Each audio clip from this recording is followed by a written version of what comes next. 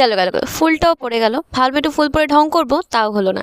তবে আজকের এই ভিডিওটা কিন্তু 1 সপ্তাহ আগের, 14 তারিখের আর 15 তারিখে মিলিত ব্লগ। তো সেদিন সন্ধ্যাবেলা অর্থাৎ 14 তারিখ বিকেলের ব্লগ। আমার প্রি বার্থডে সেলিব্রেশন যেটা বলাই যায়, পূজা আর ফাতেমা মিলে প্ল্যানটা করে। ওরা আমাকে কেক ফুল দেয়, তারপর আমি না ওদের ধরে বেঁধে বাসায় নিয়ে আসি।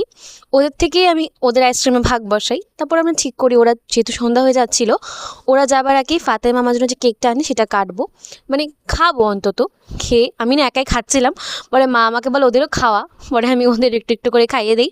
খাওয়ানোর পরে না আমাদের সবার ঝাল মুখ করা দরকার ছিল, তো আমার দিদির বান্ধবী মৌ দিদি, সেও এসেছিলো। তো মৌ দিদির উদ্দেশ্যেই এই পিৎজাটা আনা, তো আমরা ওটাতে ভাগ বসাই।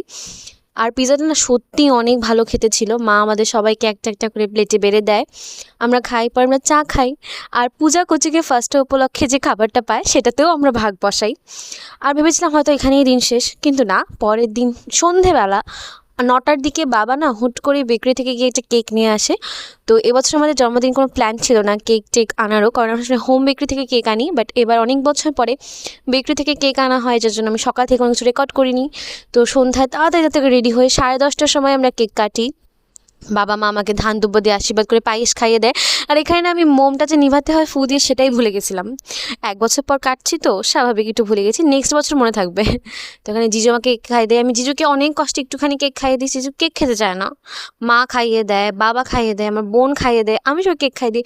আর সেদিন না এত বীভৎস আর মারাত্মক গরম ছিল যে কি বলবো। তাও অনেক কষ্টে একদম সিম্পলভাবে মা আমার বোন এত মজা করে একটা কাচ্চি বিরিয়ানি রান্না করে বাসায়, সেই বিরিয়ানিটা দিয়েই খাই আমরা। আর এভাবেই আমার এই বছরের মতো জন্মদিন শেষ হয়। একটা বছর ধরে অপেক্ষা করছিলাম এই দিনটার, দেখতে দেখতে শেষ হয়ে গেল। আবার 1 বছরের অপেক্ষা।